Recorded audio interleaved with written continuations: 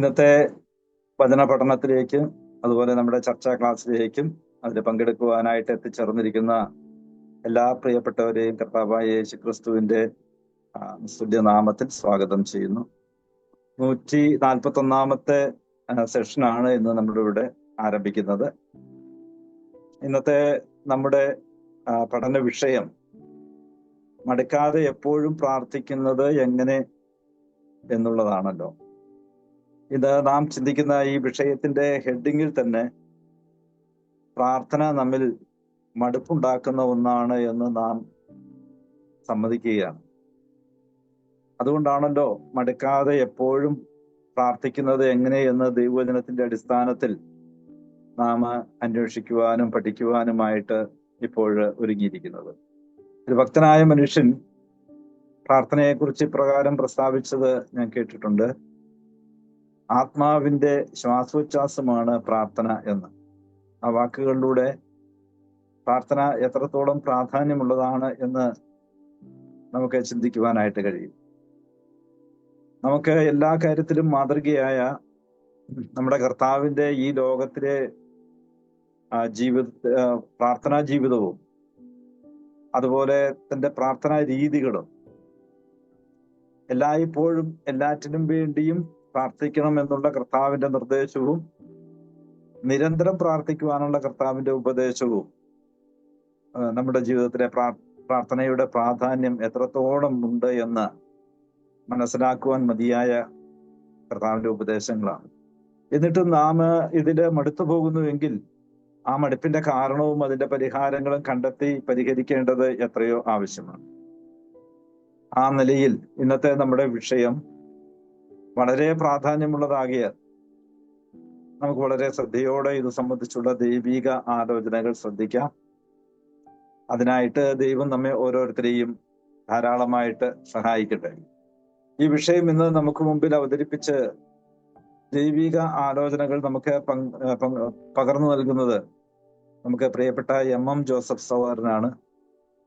സഹോദരനെ ഞാൻ സ്നേഹപൂർവ്വം ക്ഷണിക്കുന്നു. നമ്മുടെ കർത്താവിന്റെ വലിയ നാമം മഹത്വപ്പെടുമാറാകട്ടെ. ഇന്ന് നമ്മുടെ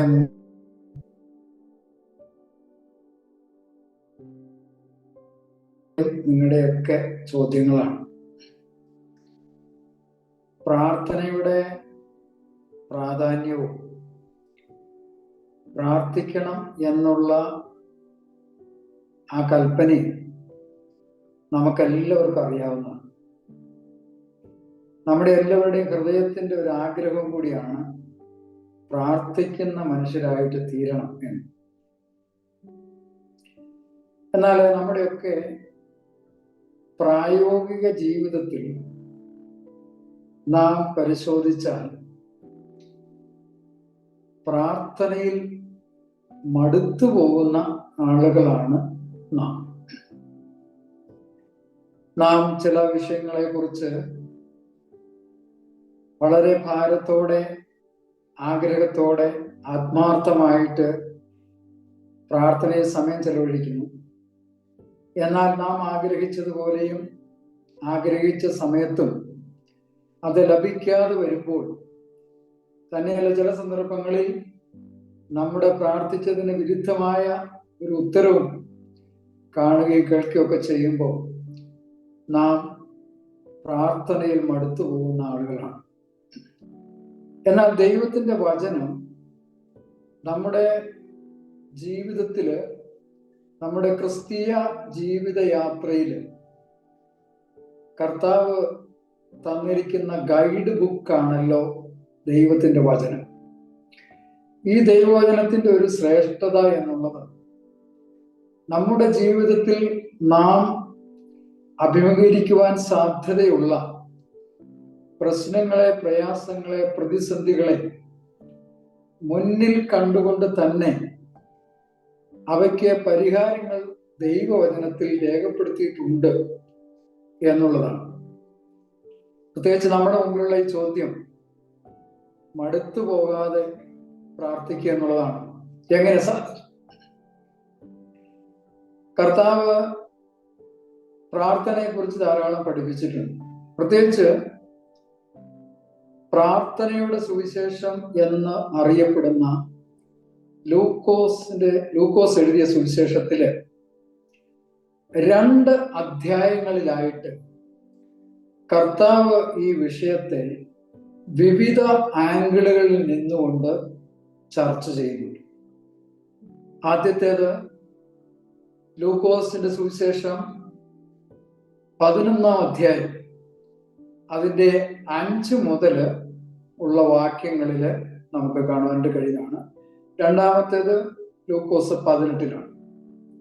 നമുക്ക് ആദ്യം ലൂക്കോസ് 11-ാം അധ്യായത്തിന്റെ 5 മുതലുള്ള വാക്യങ്ങള്, 5 മുതൽ 9 വരെയുള്ള വാക്യങ്ങൾ നമുക്ക് നോക്കാം. പിന്നെ അവൻ അവരോട് പറഞ്ഞത്, നിങ്ങളിൽ ആർക്കെങ്കിലും ഒരു സ്നേഹിതൻ ഉണ്ട് എന്നിരിക്കട്ടെ.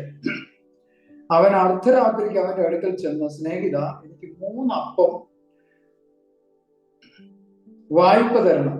എന്റെ ഒരു സ്നേഹിതൻ വഴിയാത്രയിൽ എന്റെ അടുക്കൽ വന്നു. അവനെ വിളമ്പി കൊടുക്കുവാൻ എന്റെ പക്കൽ ഏതുമില്ല എന്ന് അവനോട് പറഞ്ഞാൽ, എന്നെ പ്രയാസപ്പെടുത്തരുത്, കഥ കടച്ചിരിക്കുന്നു, പൈതങ്ങൾ എന്നോട് കൂടെ കിടക്കും, എഴുന്നേറ്റ് തരുവാൻ എനിക്ക് കഴിയില്ല എന്ന് അകത്തുനിന്ന് ഉത്തരം പറഞ്ഞാലും അവൻ സ്നേഹിതനാകൊണ്ട് എഴുന്നേറ്റ് അവന് കൊടുക്കയില്ലെങ്കിൽ അവൻ ലജ്ജ കൂടാതെ മുട്ടിക്ക് നിമിത്തം എഴുന്നേറ്റ് അവന് വേണ്ടിടത്തോളം കൊടുക്കും എന്ന് ഞാൻ നിങ്ങളോട് പറയുന്നു.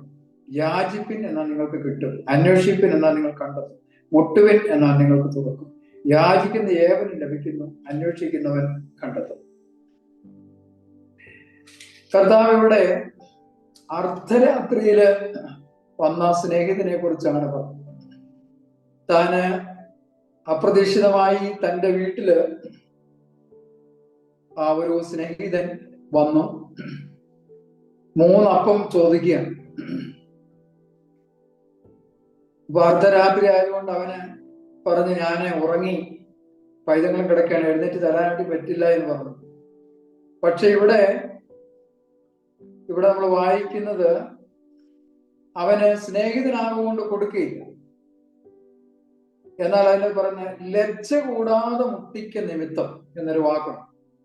അപ്പൊ ഈ ഉമ്മയിലെ ഒരു സെൻട്രൽ പോയിന്റ് എന്നുള്ളത് അവിടെ ഉപയോഗിച്ചിരിക്കുന്ന ഒരു വാക്കാണ്. അത് ലജ്ജ കൂടാതെ എന്നുള്ളത് വാക്ക് ഷെയിംലെസ്നെസ്, പെർസിസ്റ്റൻസ്. ലജ്ജ കൂടാതെ മുട്ടിക്ക നിമിത്തം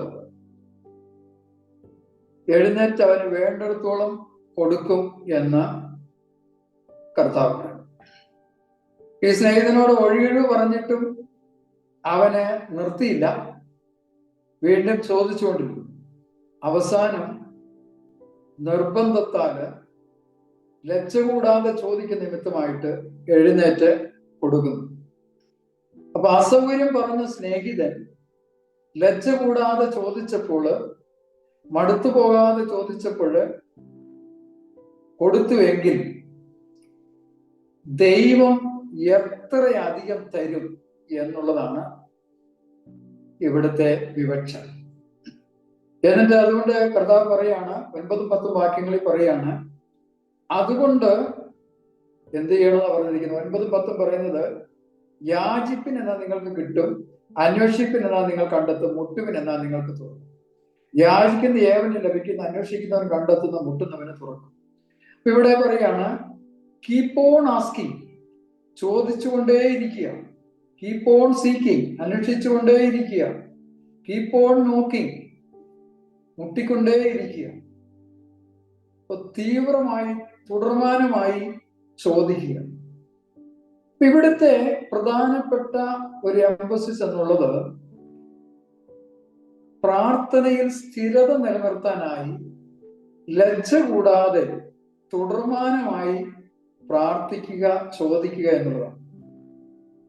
ഇപ്പൊ കർത്താവ് ഇവിടെ പറഞ്ഞിരിക്കുന്നത് തുടർമാനമായ യാചന, ലജ്ജിക്കാതെ മനുഷ്യരുടെ ഇടയിൽ, അതും അപൂർണതയുള്ള, ബലഹീനതയുള്ള, പരിമിതികളുള്ള മനുഷ്യരുടെ ഇടയിൽ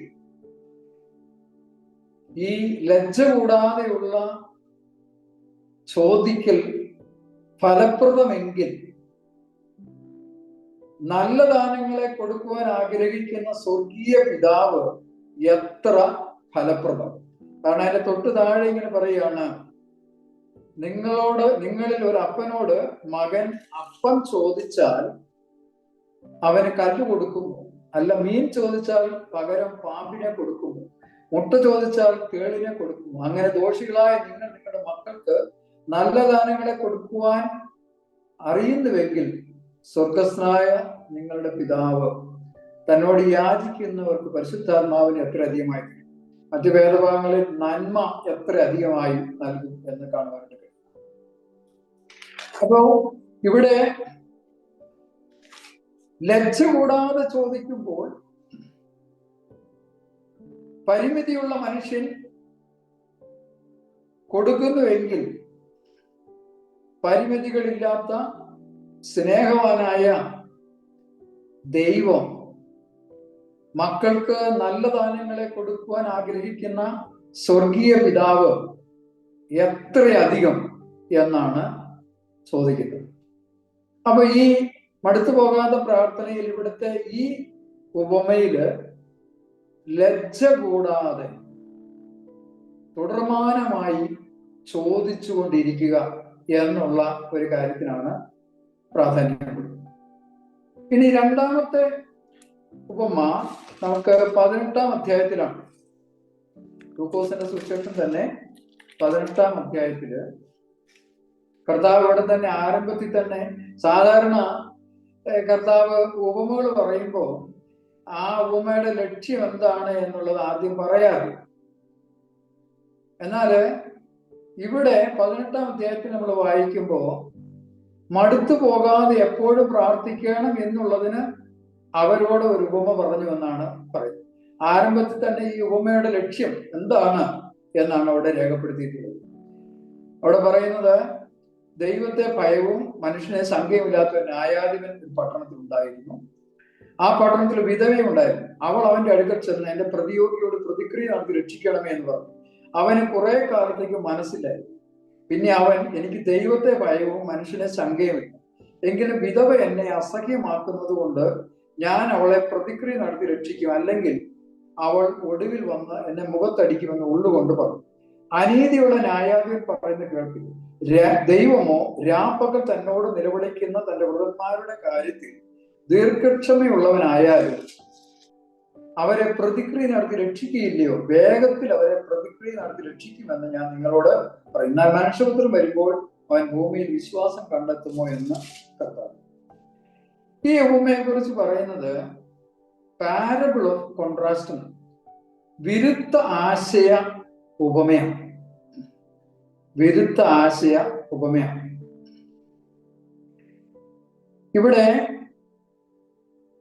ഒരു അനീതിയുള്ള ന്യായാധിപൻ, താനുമായിട്ട് യാതൊരു ബന്ധമില്ലാത്ത ഒരു വിധവ. ആ വിധവ തനിക്ക് നീതി കിട്ടുവാനായിട്ട്, എന്താണ് പ്രശ്നം നമുക്കറിയില്ല, ഒരുപക്ഷെ ഇവരുടെ വസ്തുവകൾ ആരെങ്കിലുമൊക്കെ മാറ്റിയെടുത്തതാണോ, എന്താണ് സംഭവം നമുക്കറിയില്ല. എന്തായാലും ഈ വിധവ ഇവരുടെ അടുത്ത് വന്ന് തുടർമാനമായിട്ട് വന്ന് യാചിക്കുക. ഈ മനുഷ്യനെ കുറിച്ച് പറയുന്നത് ദൈവത്തെ ഭയവുമില്ല, മനുഷ്യനെ ശങ്കയുമില്ലാത്ത ഒരു ന്യായാധിപനാണ്.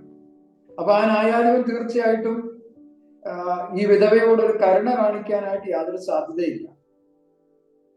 തന്നെയല്ല, ഈ വിധവയുമായിട്ട് യാതൊരു ബന്ധവുമില്ല. അപ്പോൾ ഇവിടെ കർത്താവ് പറയുന്നത്, തനിക്ക് യാതൊരുവിധ ബന്ധവുമില്ലാത്തതും ഒരു കരുണയില്ലാത്തതും നീതിയില്ലാത്തതും ദൈവഭയമില്ലാത്തതുമായ ന്യായാധിപൻ ഈ വിധവയുടെ മടുത്തു പോകാതെ നിർബന്ധത്തോടുകൂടെ തുടർമാനമായി ചോദിച്ചപ്പോൾ കൊടുത്തുവെങ്കിൽ അവിടെയാണ് നീതിയുള്ള സ്നേഹവാനായ പിതാവ് തൻ്റെ പ്രിയ മക്കളുടെ പ്രാർത്ഥന എത്രയധികം കേൾക്കും. അവിടെയാണ് അതിന്റെ എംബസിസ് വന്നിരിക്കുന്നത്. അനീതിയുള്ള ന്യായാധിപൻ യാതൊരു ബന്ധവും ഇല്ലാത്ത വിധവയ്ക്ക് നീതി നടപ്പാക്കി കൊടുത്തുവെങ്കിൽ നീതിമാനായ സ്നേഹവാനായ സ്വർഗീയ പിതാവ് തൻ്റെ മക്കളുടെ ആവശ്യങ്ങൾ എത്രയധികം നടത്തി കൊടുക്കും? അതാണ് കർത്താവ് ചോദിക്കുന്നത്. അതുകൊണ്ട് മടുത്തു പോകാതെ പ്രാർത്ഥിക്കുക എന്നുള്ള കാര്യം. മടുത്തു പോകാതെ പ്രാർത്ഥിക്കുവാൻ പഠിപ്പിച്ച ഈ പ്രാർത്ഥനയില് നമ്മെ കർത്താവ് ഓർപ്പിക്കുന്ന ഒരു കാര്യം, ദൈവത്തിന്റെ സമയത്തിലും അവന്റെ പരമാധികാരത്തിലും വിശ്വാസം അർപ്പിക്കണം എന്നാണ്. നാം ഈ പ്രാർത്ഥനയെ കുറിച്ച് പറയുമ്പോൾ പ്രാർത്ഥന എന്ന വിഷയത്തെ സംബന്ധിച്ച് ഒരു പ്രമാണമാണ് ഈ രണ്ട് ഉപമകളിൽ നമുക്ക് കാണുവാനായിട്ട് കഴിയുന്നത്. മടുത്തു പോകാതെ പ്രാർത്ഥിക്കണം. അപ്പൊ അതിനെക്കുറിച്ച് നമുക്ക് മനസ്സിലാക്കുവാനായിട്ട് കഴിയുന്നത്, എല്ലാ വിഷയങ്ങളും ഇങ്ങനെ ആകണം എന്ന് ഇല്ല. നാം കർത്താവിന്റെ പ്രവർത്തന രീതികള് നാം പരിശോധിച്ചാൽ നമുക്കത് മനസ്സിലാക്കാൻ കഴിയും.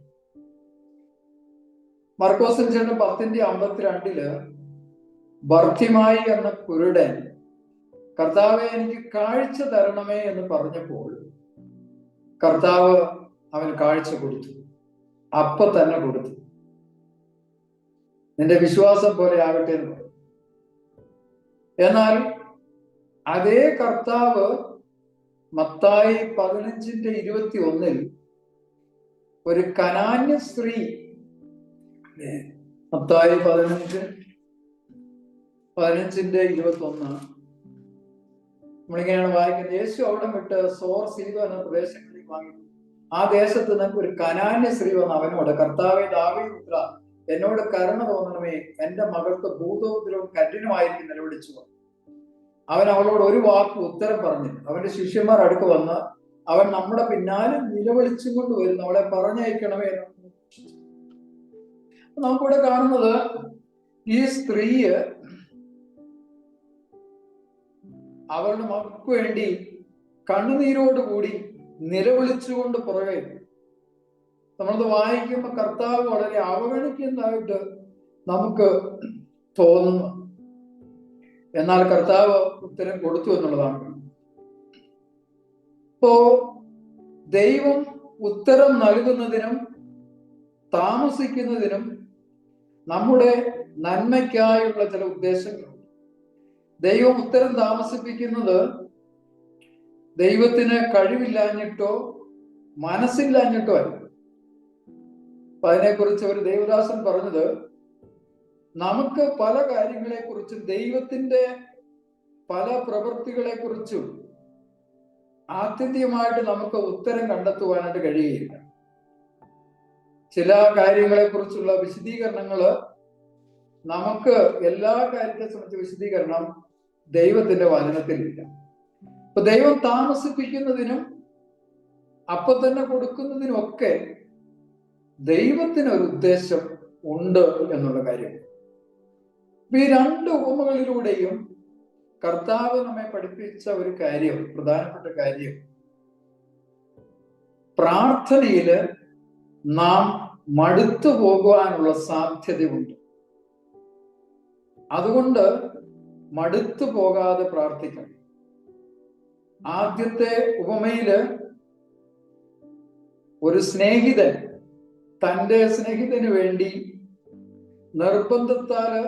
നിർബന്ധം നിമിത്തം കൊടുത്തുവെങ്കില് സ്വർഗസ്നായ പിതാവ് തൻ്റെ മക്കൾക്ക് വേണ്ടി എത്രയധികം പ്രവർത്തിക്കും. അതുകൊണ്ട് ചോദിച്ചുകൊണ്ടേയിരിക്കുക, അന്വേഷിച്ചുകൊണ്ടേയിരിക്കുക, മുട്ടിക്കൊണ്ടേയിരിക്കുക. കർത്താവ് നന്മ തരും. രണ്ടാമത്തെ നമ്മൾ കണ്ടത്, കർത്താവ് നേരിട്ട് തന്നെ പറഞ്ഞു, മടുത്തു പോകാതെ എപ്പോഴും പ്രാർത്ഥിക്കുക. നീതിബോധമില്ലാത്ത, ദൈവഭയമില്ലാത്ത ഒരു ന്യായാധിപൻ യാതൊരു ബന്ധവുമില്ലാത്തൊരു വിധവയുടെ ജീവിതത്തില് അവരുടെ ആവശ്യം നടത്തി കൊടുത്തുവെങ്കിൽ നീതിയുള്ള ന്യായാധിപനായ കർത്താവ് തൻ്റെ മക്കളുടെ, തനിക്ക് ബന്ധമുള്ള, തനിക്ക് ഏറ്റവും പ്രിയപ്പെട്ട തൻ്റെ മക്കൾക്ക് വേണ്ടി പ്രവർത്തിക്കുകയില്ലയോ? ദൈവം പ്രവർത്തിക്കും. പക്ഷെ ദീർഘക്ഷമയുള്ളവനായാലും അവൻ പ്രവർത്തിക്കും എന്നാണ്. ഈ രണ്ട് ഉപമയും നമ്മളെ ഇങ്ങനെ കേട്ട് പഠിച്ചു, മനസ്സിലാക്കി. അപ്പൊ നമുക്ക് ഉള്ള ചോദ്യം എന്ന് പറഞ്ഞു കഴിഞ്ഞാൽ, എനിക്കറിയാം തീർച്ചയായിട്ടും എൻ്റെ നിങ്ങളുടെയൊക്കെ ഹൃദയത്തില് പല ചോദ്യങ്ങളും എനിക്കും ഇങ്ങനെ തോന്നിയിട്ടുണ്ട്. ദൈവം എന്തിനാ പ്രാർത്ഥിച്ചു, ഉത്തരം നൽകി, എന്തിനാണ് ഇങ്ങനെ ബുദ്ധിമുട്ടിക്കുന്നത്? നമ്മുടെ ദൈവം എന്തുകൊണ്ടാണ് ഉത്തരം തരാനായിട്ട് താമസിപ്പിക്കുന്നത്? എന്തുകൊണ്ടാണ് നിർബന്ധിച്ചിട്ട് തരുന്നത്?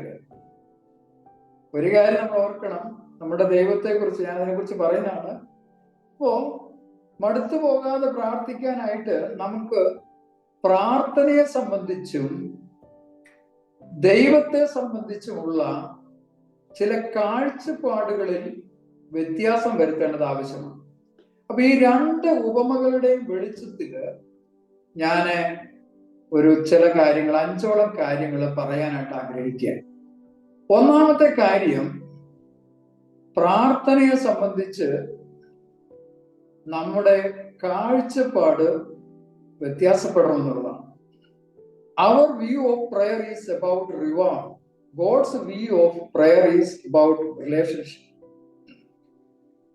എന്തുകൊണ്ടാണ് മടുത്തു പോകാതെ പ്രാർത്ഥിക്കണം എന്ന് പറയുന്നത്?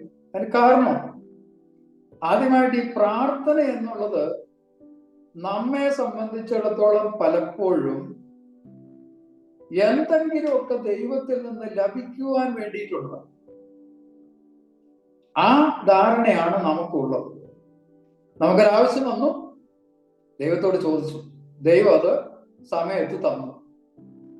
എന്നാൽ ദൈവത്തിന്റെ വചനം വായിക്കുമ്പോൾ നമുക്ക് മനസ്സിലാക്കാൻ കഴിഞ്ഞ കാര്യം, പ്രാർത്ഥന എന്നുള്ളത് ദൈവത്തെ സംബന്ധിച്ചിടത്തോളം ദൈവത്തിന്റെ കാഴ്ചപ്പാടില് അതൊരു ബന്ധമാണ്.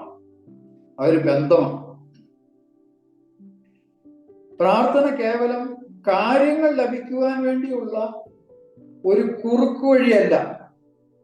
നമ്മുടെ ധാരണയിലുള്ള പ്രാർത്ഥന എന്നുള്ളത് നമ്മുടെ കാര്യങ്ങള് നമ്മൾ ആഗ്രഹിക്കുന്ന സമയത്ത് ആഗ്രഹിക്കുന്നത് പോലെ നടത്തി കിട്ടാനുള്ള ഒരു കുറുക്കുവഴിയാണ്. എന്നാൽ പ്രാർത്ഥനയിലെ ഒരു ഘടകം മാത്രമാണ് നമ്മുടെ ആവശ്യങ്ങൾ എന്നുള്ളത്.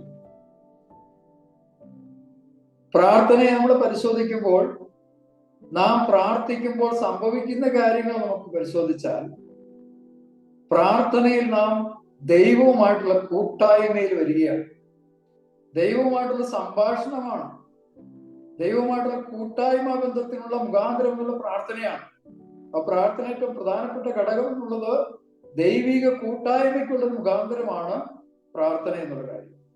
നാം ദൈവിക കൂട്ടായ്മയിലേക്ക് വരുന്നു. അതുപോലെ തന്നെ നാം പ്രാർത്ഥിക്കാനായിട്ട് വരുമ്പോ ദൈവത്തിന്റെ അടുത്തേക്കാണ് വരുന്നത്, ദൈവത്തിന്റെ സന്നിധിയിലേക്കാണ് വരുന്നത്.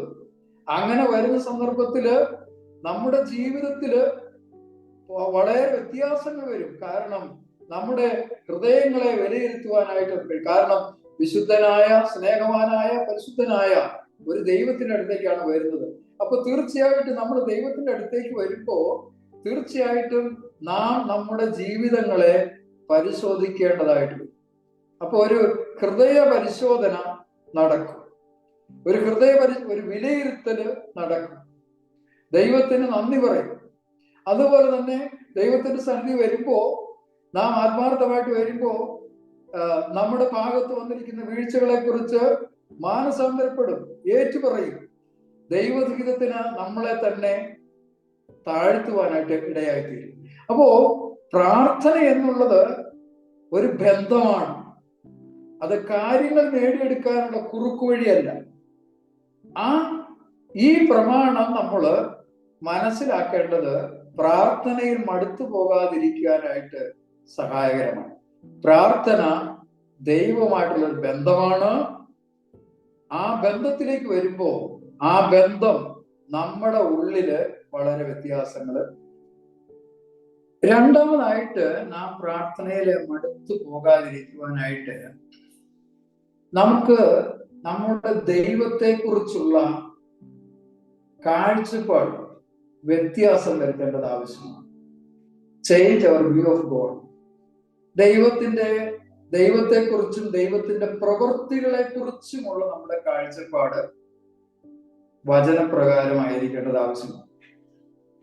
നാം നമ്മുടെ ദൈവത്തെക്കുറിച്ച് ഈ വായിച്ച വേദഭാഗത്ത് നമ്മൾ പെട്ടെന്ന് വായിക്കുമ്പോൾ മടുത്തു പോകാതെയൊക്കെ പ്രാർത്ഥിക്കണം എന്നൊക്കെ പറയുമ്പോൾ ദൈവം എന്ന് പറഞ്ഞാല് ഇങ്ങനെ എന്താണ്, ഒരു നിർബന്ധ ബുദ്ധിയുള്ള, പിന്നെ അങ്ങനെ ചോദിച്ച് ഒരു നിവൃത്തിയില്ലാതെ എന്തെങ്കിലുമൊക്കെ നന്മകൾ കൊടുക്കുന്ന ഒരാളായിട്ട് നമുക്ക് ചിന്തിച്ചു പോകാം.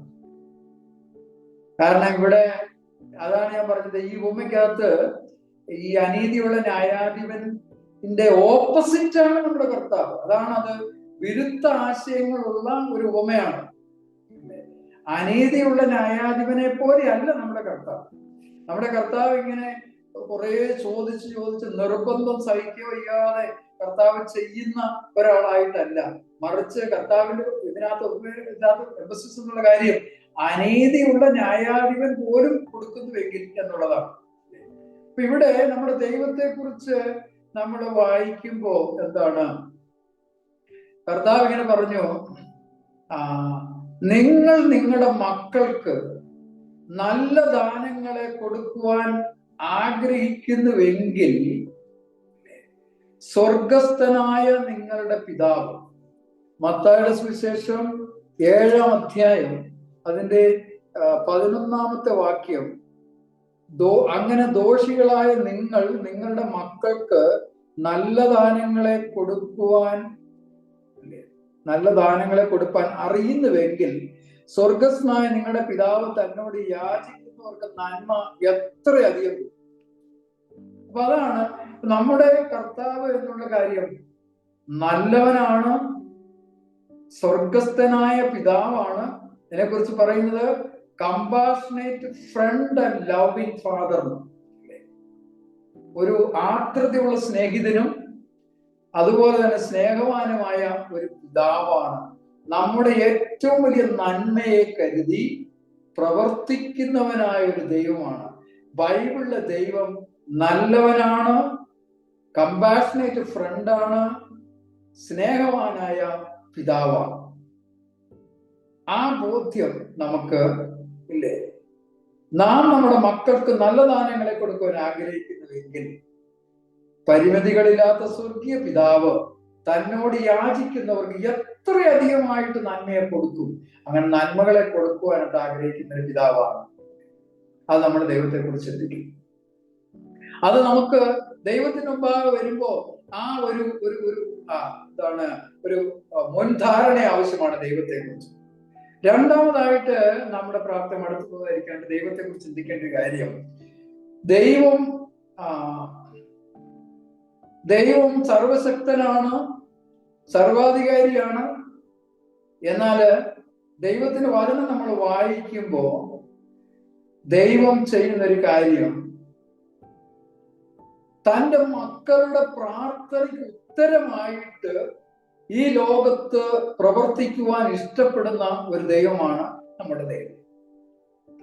2 ദിനവൃത്താന്തം 16:9 നമ്മളിങ്ങനെയാണ് വായിക്കുന്നത്, തങ്ങൾ ഏകാഗ്ര ചിത്തന്മാരായിരിക്കുന്നവർക്ക് വേണ്ടി തന്നെത്താൻ ബലവാൻ എന്ന് കാണിക്കേണ്ടതിന് യഹോവയുടെ കണ്ണ് ഭൂമിയിൽ എല്ലായിടവും ഊടാടിക്കൊണ്ടിരിക്കുന്നു എന്ന് പറഞ്ഞാൽ, തങ്ങൾ ഏകാഗ്ര ചിത്തന്മാരായിരിക്കുന്നവർക്ക് വേണ്ടി പ്രവർത്തിക്കുവാൻ അവസരങ്ങളെ നോക്കിക്കൊണ്ടിരിക്കുന്ന ഒരു ദൈവത്തെയാണ് നാം കാണുന്നത്.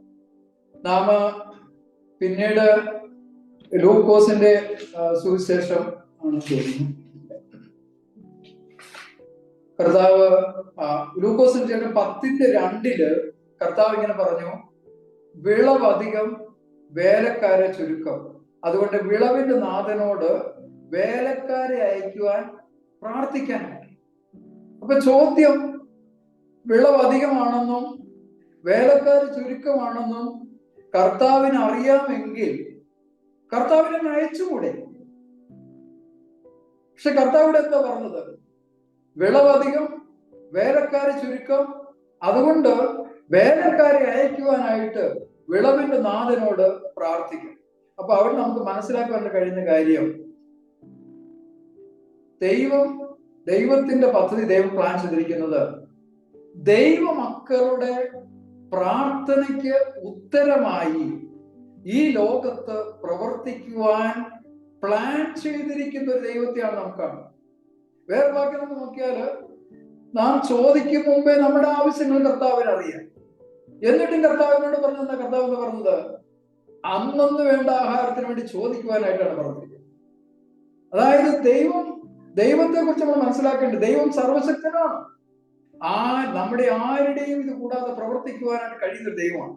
പക്ഷെ ദൈവം പ്ലാൻ ചെയ്തിരിക്കുന്നത്, ദൈവവചനത്തിൽ രേഖപ്പെടുത്തിയിരിക്കുന്നത്, ദൈവമക്കളുടെ പ്രാർത്ഥനയ്ക്ക് ഉത്തരമായി ഈ ലോകത്തിലും ജീവിതങ്ങളിലും പ്രവർത്തിക്കുവാൻ ദൈവം അങ്ങനെയാണ് ഡിസൈൻ ചെയ്തിരിക്കുന്നത് എന്നുള്ള കാര്യമാണ്. നമ്മൾ പ്രാർത്ഥനയെ കുറിച്ച് ഓർക്കുമ്പോൾ അതാണ് ഓർക്കേണ്ട കാര്യം. ദൈവം പ്രാർത്ഥനയ്ക്ക് ഉത്തരമായിട്ട് പ്രവർത്തിക്കുന്നു എന്നുള്ള കാര്യം. മൂന്നാമത്തെ കാര്യം, എന്തുകൊണ്ട് മടുത്തു പോകാതെ നമ്മൾ പ്രാർത്ഥിക്കുന്ന വെച്ചാല് പെർസിസ്റ്റന്റ് പ്രയർ ചേഞ്ചസ് us. പ്രാർത്ഥന നമ്മെ രൂപപ്പെടുത്തുന്നു, രൂപാന്തരപ്പെടുത്തുന്നു എന്നാണ്. രൂപപ്പെടുത്തുകയും രൂപാന്തരപ്പെടുത്തുകയും ചെയ്യാം. ദൈവം അതുകൊണ്ടാണ് പ്രാർത്ഥിക്കാൻ, മടുത്തു പോകാതെ പ്രാർത്ഥിക്കാൻ പറ്റും. തുടർമാനമായ പ്രാർത്ഥനയ്ക്ക് ഉത്തരം കിട്ടുന്നുവെന്ന് മാത്രമല്ല, അവ നമ്മെ രൂപാന്തരപ്പെടുത്തുകയും ചെയ്യും. പെർസിസ്റ്റന്റ് പ്രയർ ചേഞ്ചസ് അവർ ഫോക്കസ്. നാം ഒരു വിഷയത്തെ ഓർത്ത് മടുത്തു പോകാതെ പ്രാർത്ഥിക്കുമ്പോൾ നാം അറിയാതെ കൊണ്ട് തന്നെ നമ്മുടെ മുൻഗണനകൾ മാറും, സ്പിരിച്വൽ ഫോക്കസ് കൂടും. പ്രാർത്ഥനയിൽ നാം കൂടുതൽ സമയം ചെലവഴിക്കുമ്പോൾ കർത്താവിനോടുള്ള ബന്ധം വർദ്ധിക്കും, സ്നേഹം വർദ്ധിക്കും, നമ്മുടെ കാഴ്ചപ്പാടുകൾ മാറും, നമ്മുടെ ആഗ്രഹങ്ങളുടെ നേച്ചർ മാറും, നമ്മുടെ ഇഷ്ടങ്ങളും ഒക്കെ വ്യത്യാസപ്പെടുവാനായിട്ട് ഇടയായി. അവ മടുത്തു പോകാതെ പ്രാർത്ഥിക്കുമ്പോൾ അത് നാം അറിയാതെ കൊണ്ട് തന്നെ നമ്മുടെ പ്രാർത്ഥന ആവശ്യങ്ങൾ വ്യത്യാസപ്പെടും. നാം ഒക്കെ ഭൗതികമായി ചിന്തിക്കുകയും അതിനെക്കുറിച്ച് ഭാരപ്പെടുകയും ആകുലപ്പെടുകയും ഒക്കെ ചെയ്യുന്ന ആളുകളാണ്. എന്നാൽ നാം ദൈവസന്നിധിയിൽ മടുത്തു പോകാതെ പല വിഷയങ്ങളെ ഓർത്ത് പ്രാർത്ഥിക്കുമ്പോൾ നാം അറിയാതെ കൊണ്ട് തന്നെ നമ്മുടെ മുൻഗണനകൾക്ക് വ്യത്യാസമുണ്ട്. മടുത്തു പോകാതെ പ്രാർത്ഥിക്കുമ്പോഴാണ് ഒരു സ്പിരിച്വൽ ഫോക്കസ് നമ്മുടെ ജീവിതം. ചില കാര്യങ്ങളെ ഓർത്ത് നമുക്ക് തന്നെ അറിയാം, നാം പുറകോട്ട് തിരിഞ്ഞു നോക്കുമ്പോൾ നാം പ്രാർത്ഥിച്ച പല വിഷയങ്ങളും കർത്താവെ അത് ദൈവം തരാതിരുന്ന നന്നായി, അല്ലെങ്കിൽ അത് അങ്ങനെ അല്ലായിരുന്നു വേണ്ടിയിരുന്നത്, നമ്മൾ അങ്ങനെ കാണുവാനായിട്ട് കഴിയും. പ്രാർത്ഥന നമ്മളെ ഒരിക്കലെ ഒരു സ്ത്രീയെ അവരെ ഇങ്ങനെ വളരെയധികം പ്രാർത്ഥനയിൽ സമയം ചെലവഴിക്കുന്ന ഒരു സ്ത്രീയാണ്. അപ്പൊ അവരെ ഒരു പ്രാർത്ഥനാവീരയായ സ്ത്രീയാണ്. അപ്പൊ അവരോട് ഒരു സ്നേഹിത ഇങ്ങനെ ചോദിച്ചു, അല്ല, നിങ്ങള് ഇങ്ങനെ മടുത്തു പോകാതെ പ്രാർത്ഥിക്കുന്നുണ്ടല്ലോ, നിങ്ങൾ പ്രാർത്ഥിക്കുന്ന എല്ലാ വിഷയങ്ങളും നിങ്ങൾക്ക് കിട്ടാറുണ്ടോ എന്ന് ചോദിച്ചു. അപ്പൊ അവര് പറഞ്ഞു, എനിക്ക് പ്രാർത്ഥിച്ച പല കാര്യങ്ങളും എനിക്ക് ലഭിച്ചില്ല, പക്ഷെ അനേക കാര്യങ്ങൾ എനിക്ക് നഷ്ടമായിരുന്നു. അപ്പൊ ഈ കേട്ടയാൾക്ക് അതെങ്ങനെ? നിങ്ങൾ പ്രാർത്ഥിച്ചപ്പോ നിങ്ങൾക്ക് പല കാര്യം കിട്ടിയില്ല എന്ന് മാത്രമല്ല, പല കാര്യങ്ങളും നഷ്ടമായി. അപ്പൊ അവര് പറഞ്ഞു, അതെ, പ്രാർത്ഥനയിൽ എനിക്ക് പലതും നഷ്ടമായി. ആ നഷ്ടമായതിന്റെ ലിസ്റ്റ് താൻ ഇങ്ങനെയാണ് പറഞ്ഞത്: ഞാൻ മടുത്തു പോകാതെ പ്രാർത്ഥിച്ചപ്പോൾ എന്റെ സ്വയാശ്രയം നഷ്ടമായി, എന്റെ അഹങ്കാരം നഷ്ടമായി, എന്റെ അസൂയ നഷ്ടമായി, എന്റെ നിരാശ നഷ്ടമായി, എന്റെ ആകുലത നഷ്ടമായി. ഒരിക്കലും ഒരു ദേവദാസൻ പറഞ്ഞ വാക്ക് ഇതാണ്: my prayer life radical me more than I asked him to change my situation. എന്റെ സാഹചര്യങ്ങളെ മാറ്റുന്നതിൽ ഉപരി എന്നെ രൂപാന്തരപ്പെടുത്തണമേ എന്ന് പ്രാർത്ഥിച്ചപ്പോൾ എന്റെ പ്രാർത്ഥനാ ജീവിതം വ്യത്യാസപ്പെട്ടു, എന്റെ ജീവിതം രൂപാന്തരപ്പെട്ടു. അതിനെക്കുറിച്ച് ദേവദാസൻ പറഞ്ഞത്, having a new heart is far better than a new car. ഒരു നവീകരിക്കപ്പെട്ട രൂപാന്തരപ്പെട്ട ഒരു ഹൃദയമാണ് ഒരു പുതിയ കാറ് കിട്ടുന്നതിനേക്കാൾ ഫാർ ബെറ്റർ എന്ന്. അപ്പൊ പ്രാർത്ഥന നമ്മുടെ ജീവിതത്തെ രൂപാന്തരപ്പെടുത്തണം. മടുത്തുപോകാതെ പ്രാർത്ഥിക്കുമ്പോൾ അത് നമ്മുടെ ഉള്ളിൽ ഒരു വലിയ രൂപാന്തരം വരുത്തുന്നെന്നാണ് അനേക ദൈവദാസന്മാരുടെ അനുഭവത്തിൽ നിന്ന് പറയുവാനായിട്ട് നമുക്ക് സാധിക്കും. നാലാമത്തെ ഒരു കാര്യം, ഉത്തരം കിട്ടാത്ത പ്രാർത്ഥനയ്ക്ക് 3 ഉത്തരമുണ്ട്. നമുക്ക് അനേക പ്രാർത്ഥനകൾക്ക് ഉത്തരം കിട്ടാത്തുണ്ട്. ഉത്തരം കിട്ടാത്ത പ്രാർത്ഥനകൾക്ക് 3 ഉത്തരമുണ്ടെന്നാണ്. ഒന്നാമത്തെ ഉത്തരം, it is not his will, ഇത് അവന്റെ ഇഷ്ടമല്ല എന്നുത്തരം, കർത്താവിന്റെ ഇഷ്ടം അതല്ല എന്നുത്തരം. രണ്ടാമത്തെ ഉത്തരം, it is not his timing, ഇത് അവന്റെ സമയമല്ല എന്നുള്ള കാര്യം. മൂന്നാമത്തെ ഉത്തരം എന്നുള്ളത്, it is not his best, ഇത് അവന്റെ ഏറ്റവും വലിയ നന്മയല്ല, അവൻ കൊടുക്കുവാൻ ഉദ്ദേശിക്കുന്ന ഏറ്റവും വലിയ നന്മയല്ല എന്നുള്ളത്. അപ്പൊ ഉത്തരം കിട്ടാത്ത പ്രാർത്ഥനകൾക്കും 3 ഉത്തരമുണ്ട്. അതാണ് നാലാമത്തെ കാര്യമായിട്ട് നമുക്ക് കാണുവാൻ കഴിയും. നമ്മുടെയൊക്കെ ജീവിതത്തില് അനേക പ്രാർത്ഥനകള് പലപ്പോഴും പ്രാർത്ഥനയിൽ നമ്മൾ മടുത്തു പോകാനായിട്ട് ഒരു കാര്യം ഉള്ളത്, നമുക്ക് പ്രാർത്ഥനയെ സംബന്ധിച്ചും ദൈവത്തെ സംബന്ധിച്ചുമുള്ളതായ നമ്മുടെ തെറ്റായ കാഴ്ചപ്പാടുകൾ കൊണ്ട്. പ്രത്യേകിച്ച് ഇന്ന് നാം ജീവിക്കുന്ന ഈ കാലഘട്ടത്തില് ദൈവത്തെ ചിത്രീകരിച്ചിരിക്കുന്നത് അങ്ങനെ മനുഷ്യരുടെ ആവശ്യങ്ങൾക്കനുസരിച്ച് പ്രവർത്തിക്കുന്ന ഒരു ദാസനായിട്ടാണ്. അവരുടെ ആവശ്യങ്ങളും കാര്യങ്ങളും ചോദിക്കുന്ന സമയത്ത് നടത്തിക്കൊടുക്കുന്ന ഒരാളായിട്ടാണ് ദൈവത്തെ ചിത്രീകരിച്ചിട്ടുള്ളത്. വേറെ ചിലര് ദൈവത്തെ ചിത്രീകരിച്ചിട്ടുള്ളത് നമ്മുടെ ആവശ്യങ്ങളോട്, നമ്മുടെ യാചനകളോട് മുഖം തിരിച്ച് കരുണയില്ലാതെ, പരിഗണിക്കാതെ മാറി നിൽക്കുന്ന ഒരു ഏകാധിപതിയായിട്ട്. ഇത് രണ്ടും തെറ്റാണ്. ദൈവത്തിന്റെ വചനം വെളിപ്പെടുത്തുന്ന കർത്താവ് ദൈവം എന്നുള്ളത് അങ്ങനെയുള്ള ഒരു ദൈവമല്ല. അഞ്ചാമതായിട്ട് നമ്മുടെ പ്രാർത്ഥന ജീവിതത്തിൽ നമ്മൾ മടുത്തു പോകാതിരിക്കാനായിട്ട് നമ്മുടെ പ്രാർത്ഥന സ്റ്റൈല് നമ്മളൊന്ന് മാറ്റണം. മടുത്തു പോകാതെ വിശ്വാസത്തോടെ പ്രാർത്ഥിക്കുവാൻ പ്രാർത്ഥനയുടെ രീതി മാറ്റം സഹായകരമാണ്. അതായത് പ്രാർത്ഥിക്കുന്ന അനേക പ്രാർത്ഥനാ വീരന്മാരുടെയൊക്കെ ജീവിതങ്ങൾ പഠിക്കുമ്പോൾ കാണുന്നത്, അവർ ചെയ്യുന്ന പ്രേയിങ് സ്ക്രിപ്ചറലി എന്ന് പറയും. നമ്മുടെ പ്രാർത്ഥനയിൽ ദൈവിക വാഗ്ദത്തങ്ങളെ ഉദ്ധരിച്ചുകൊണ്ട് പ്രാർത്ഥിക്കുന്നു. ബൈബിളിലെ പ്രാർത്ഥന വീരന്മാരായ നെഹമ്യാവിനെയും ദാനിയേലിനെയും ഒക്കെ കുറിച്ച് നാം പഠിക്കുമ്പോൾ കാണുന്നത്, അവരൊക്കെ ദൈവത്തിന്റെ വാഗ്ദത്തങ്ങളെ ഉരവിട്ടുകൊണ്ടാണ് പ്രാർത്ഥിച്ചത്. കർത്താവെ നീ അങ്ങനെ പറഞ്ഞിട്ടുണ്ടല്ലോ, നീ ഇങ്ങനെ അരുളി ചെയ്തിട്ടുണ്ടല്ലോ എന്ന് പറഞ്ഞ് ദൈവത്തിന്റെ വാഗ്ദത്തങ്ങളെ ഉരുവിട്ട് പ്രാർത്ഥിക്കുക. അതുപോലെ തന്നെ പറയുന്നത് സങ്കീർത്തനങ്ങളൊക്കെ ഉരുവിട്ടുകൊണ്ട് പ്രാർത്ഥിക്കുക. പൗലോസിന്റെ പ്രാർത്ഥനകൾ ഉരുവിട്ടുകൊണ്ട് പ്രാർത്ഥിക്കുക. അപ്പൊ നമ്മൾ അങ്ങനെ നമ്മുടെ പ്രാർത്ഥനാ ജീവിതത്തില് ദൈവത്തിന്റെ വാഗ്ദത്തങ്ങളെ ഉരുവിട്ടുകൊണ്ട് പ്രാർത്ഥിക്കുക. കർത്താവേ നീ അവിടുന്ന് അരുളി ചെയ്തിട്ടുണ്ടല്ലോ, ഇല്ലേ, തങ്ങൾ ഏകാഗ്രതരായിരിക്കുന്നവർക്ക് വേണ്ടി പ്രവർത്തിക്കുമെന്ന് പറഞ്ഞിട്ടുണ്ടല്ലോ, ഇല്ലേ. അതുപോലെ തന്നെ മീഖ 7:7 ഞാനോ യഹോവയിലേക്ക് നോക്കും, എന്റെ രക്ഷയുടെ ദൈവത്തിനായി കാത്തിരിക്കും, എന്റെ ദൈവം എന്റെ പ്രാർത്ഥന കേൾക്കും. കർത്താവേ നീ അങ്ങനെയാണല്ലോ, നീ പ്രാർത്ഥന കേൾക്കുന്ന ദൈവമാണല്ലോ, അങ്ങനെ ദാനിയേലിന്റെ പ്രാർത്ഥന കേട്ട ദൈവമാണല്ലോ. അപ്പൊ അങ്ങനെ പ്രേയിങ് സ്ക്രിപ്ചറലി ദൈവത്തിന്റെ വാഗ്ദത്തങ്ങളെ ഉരുവിട്ടുകൊണ്ട് പ്രാർത്ഥിക്കും.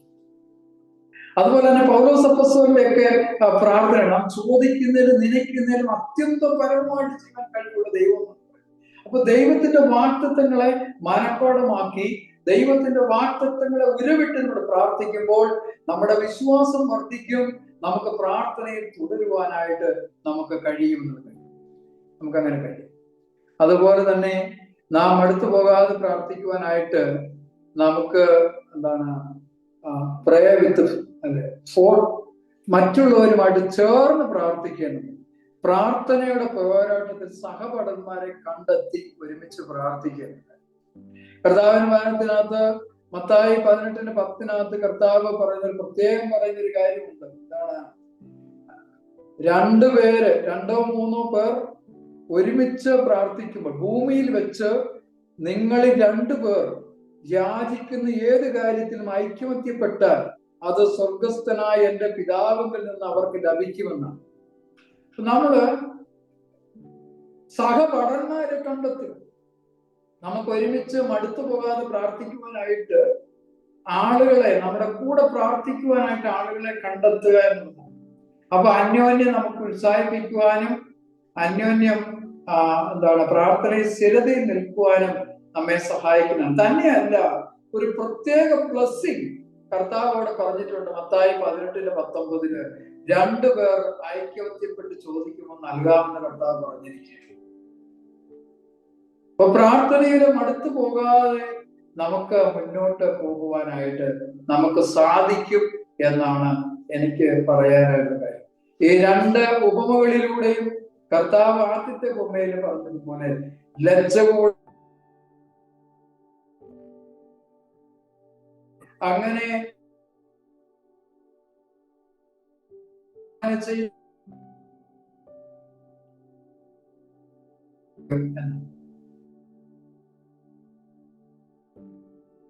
പോലും ചെയ്യുന്നുവെങ്കിൽ സ്വർഗസ്ഥനായ നമ്മുടെ പിതാവ് എത്രയധികം. പ്രിയപ്പെട്ടവരെ, ദൈവം പ്രാർത്ഥനയ്ക്ക് താമസിക്കുന്നതിന് ഉദ്ദേശമുണ്ട് എന്ന കാര്യം. പ്രാർത്ഥന എന്നുള്ളത് കേവലം കാര്യങ്ങളെ നേടാനുള്ള ഒന്നല്ല. പ്രാർത്ഥന ഒരു ബന്ധമാണ്, അത് ദൈവമായിട്ടുള്ള ബന്ധമാണ്. ആ ബന്ധത്തിലേക്ക് നമ്മൾ വരുമ്പോ അത് നമുക്ക് കാര്യങ്ങളെ ലഭിക്കുന്നു എന്ന് മാത്രമല്ല, അത് നമ്മുടെ ജീവിതത്തെ രൂപാന്തരപ്പെടുത്തുവാനും കൂടിയിരിക്കുന്നതാണ്. നാം ദൈവത്തെക്കുറിച്ച് നമ്മുടെ പ്രാർത്ഥനയ്ക്ക് ഉത്തരം കിട്ടാതിരിക്കും അടുത്തു പോകുമ്പോഴൊക്കെ ദൈവത്തെക്കുറിച്ച് ധാരണ വേണം. നമ്മുടെ സ്വർഗീയ പിതാവ് നമ്മുടെ ഏറ്റവും വലിയ നന്മയെ കരുതി, നന്മ തരുന്ന ഒരു സ്വർഗീയ പിതാവാണ്. ചോദിക്കുന്നത് പോലെ തരുന്നവനല്ല, നമ്മുടെ ഏറ്റവും വലിയ നന്മയെ കരുതി പ്രവർത്തിക്കുന്ന ഒരു സ്വർഗീയ പിതാവാണ് നമുക്കുള്ളത് എന്ന കാര്യം നാം ഓർക്കേണ്ടത് ആവശ്യമാണ്. പ്രാർത്ഥന നമ്മുടെ ജീവിതത്തെ രൂപാന്തരപ്പെടുത്തുന്നതാണ്, പ്രാർത്ഥന വ്യത്യാസപ്പെടുത്തുന്നതാണ് എന്നുള്ള കാര്യങ്ങൾ. തന്നെയല്ല, നമ്മുടെ ദൈവം സർവശക്തനെങ്കിലും ആ കർത്താവ് ദൈവമക്കളുടെ പ്രാർത്ഥനയ്ക്ക് ഉത്തരമായിട്ട് ഈ ലോകത്ത് പ്രവർത്തിക്കുവാൻ ഇഷ്ടപ്പെടുന്ന ഒരു ദൈവമാണ് നമ്മുടെ ദൈവം. നാം തുടർമാനമായിട്ട് പ്രാർത്ഥിക്കുമ്പോൾ നമ്മുടെ ജീവിതത്തിൽ നിന്ന് ചിലതൊക്കെ കിട്ടിയില്ലെങ്കിലും പലതും നഷ്ടപ്പെട്ടു പോകാനിടയായി. മാറ്റേണ്ടതായ പല കാര്യങ്ങൾ മാറിപ്പോകുന്നു. നമ്മുടെ സ്പിരിച്വൽ, നമ്മുടെ കാഴ്ചപ്പാടുകൾ വ്യത്യാസപ്പെടും. സ്പിരിച്വൽ ഫോക്കസ് നമുക്ക് കിട്ടും. നമ്മുടെ മുൻഗണനകൾക്ക് വ്യത്യാസം വരുവാനായിട്ട് ഇടയായിത്തീരും. അതുപോലെ തന്നെ എന്താണ്, ഉത്തരം കിട്ടാത്ത പ്രാർത്ഥനയ്ക്ക് ഉത്തരവുണ്ട് എന്നൊരു കാര്യവും നമുക്ക് കാണുവാനായിട്ട് കഴിയും. അവസാനമായിട്ട് കണ്ട ഒരു കാര്യം എന്ന് പറഞ്ഞു കഴിഞ്ഞാല്, നാം സഹപഠന്മാരെ കണ്ടെത്തി പ്രാർത്ഥിക്കുക. അന്യോന്യം പ്രാർത്ഥനയില് മടുത്തു പോകാനും ക്ഷീണിച്ചു പോകാനുള്ള സാധ്യതയുണ്ട്. അതുകൊണ്ടാണ് ദൈവത്തിന്റെ വചനം അത് മുന്നറിയിപ്പ് തന്നിട്ടുള്ളത്. ദൈവമായ കർത്താവ് നമ്മെ സഹായിക്കട്ടെ, മടുത്തു പോകാതെ പ്രാർത്ഥിക്കുവാനായിട്ട്. ദൈവം കൃപ നൽകട്ടെ. ദൈവത്തിന്റെ നാമം മഹത്വപ്രദമാകട്ടെ. മടുത്തു പോകാതെ പ്രാർത്ഥിക്കുവാനായിട്ടുള്ള നമുക്ക് ദൈവം നൽകിയിരിക്കുന്നതായിട്ടുള്ള ആലോചനകൾ വളരെ വിശാലമായിട്ട് കേൾക്കുവാനായിട്ട് ദൈവം നമ്മെ സഹായിച്ചു. പ്രാർത്ഥന വളരെ പ്രാധാന്യമുള്ളതാണ്. അത് നമ്മുടെ ജീവിതത്തെ ബലപ്പെടുത്തുന്നതും നമ്മുടെ ജീവിതത്തിന്റെ എല്ലാ ആവശ്യങ്ങളെയും ദൈവസന്നിധിയിൽ വെച്ച് നമുക്ക് നമ്മുടെ ജീവിതത്തെ അതിന്റെ പൂർണ്ണ സന്തോഷത്തിലേക്ക് കൊണ്ടുവരുവാനായിട്ട് സാധിക്കുന്നതുമായിട്ടുള്ള കാര്യം എന്ന് നാം ഓർക്കുകയായിരുന്നു. എന്നാൽ ആ പ്രാർത്ഥന ഫലപ്രദമായി നമുക്ക് ചെയ്യുവാനായിട്ടുള്ള വിവിധ അതിന്റെ വശങ്ങൾ ദൈവവചനത്തിന്റെ അടിസ്ഥാനത്തിൽ നമുക്ക് കേൾക്കുവാനായിട്ട് ദൈവം നമ്മെ സഹായിച്ചുവല്ലോ. നാം കേട്ടതുപോലെ നമ്മുടെ പ്രാർത്ഥനയില് നമ്മുടെ കാഴ്ചപ്പാടുകൾ നമുക്ക് തിരുത്തുവാനായിട്ട് ആവശ്യമുണ്ട്. ദൈവത്തെക്കുറിച്ചുള്ള നമ്മുടെ കാഴ്ചപ്പാട് നമുക്ക് തിരുത്തുവാൻ ആവശ്യമുണ്ട്. അതുപോലെ ഈ പ്രാർത്ഥനയിലൂടെ നമ്മെ രൂപപ്പെടുത്തുന്ന അതിപ്രധാനമായിരിക്കുന്ന ഒരു പ്രവൃത്തി നടക്കുന്നു എന്നുള്ള സത്യം മനസ്സിലാക്കിക്കൊണ്ട് ദൈവസന്നിധിയിൽ നമുക്ക് പ്രാർത്ഥനയിൽ മുഴുകുവാൻ ആവശ്യമുണ്ട്. ഉത്തരം കിട്ടാത്ത ഏതൊരു പ്രാർത്ഥനയ്ക്കും 3 ഉത്തരമുണ്ട് എന്നുള്ളത് അത് വളരെ പ്രാധാന്യം അറിയിക്കുന്നതായിട്ടുള്ള ഒരു ചിന്തയാണല്ലോ നാം കേട്ടത്. ആ ഉത്തരങ്ങൾ തീർച്ചയായും നമ്മുടെ പ്രാർത്ഥനയിൽ നമ്മെ നിരാശപ്പെടുത്താതെ ഉത്സാഹമുള്ളവരായിട്ട് പ്രാർത്ഥിക്കുവാൻ നമ്മെ സഹായിക്കുന്നവയാണ് എന്ന് നാം മനസ്സിലാക്കി. അതുപോലെ നമ്മുടെ പ്രാർത്ഥനയുടെ രീതികൾ മാറ്റുവാൻ ആവശ്യമുണ്ട്. ശരിയായ രീതിയിൽ നാം പ്രാർത്ഥിക്കുവാൻ ഇനിയും പരിശീലിക്കേണ്ടതും ആവശ്യമാണല്ലോ. നമ്മുടെ വാക്തത്വങ്ങളെ നമുക്ക് ചോദിച്ചുകൊണ്ട് ദൈവസന്നിധിയിൽ നമുക്ക് പ്രാർത്ഥിക്കുവാനും മറ്റ് സഹവിശ്വാസികളോട് ചേർന്ന് ദൈവസന്നിധിയിൽ പ്രാർത്ഥിക്കുവാനും ഒക്കെ നാം പരിശീലിക്കുമ്പോൾ നമ്മുടെ പ്രാർത്ഥന കൂടുതൽ ഉത്സാഹമുള്ളതായി മടുപ്പില്ലാത്തതായി തീരും എന്ന് നാം കേട്ടു. ദൈവവചനത്തിൽ നിന്ന് പ്രാർത്ഥനയ്ക്ക് നമ്മെ ഉത്സാഹിപ്പിക്കുന്നതും മടുപ്പില്ലാതെ പ്രാർത്ഥിക്കുവാൻ നമ്മെ സഹായിക്കുന്നതുമായിട്ടുള്ള ഈ വലിയ ആലോചനകൾ നമുക്ക് പറഞ്ഞു തന്ന പ്രിയ എം ജോസഫ് സോറിനോടുള്ള നന്ദിയും സ്നേഹവും ഈ സമയം പ്രത്യേകമായിട്ട് അറിയിക്കുന്നു. നാം കേട്ട ഈ ആലോചനകൾ നമുക്ക് അനുഗ്രഹമായിട്ട് ഇരിക്കുവാനും നമുക്ക് ദൈവസന്നിധിയിൽ പ്രാർത്ഥിക്കാം.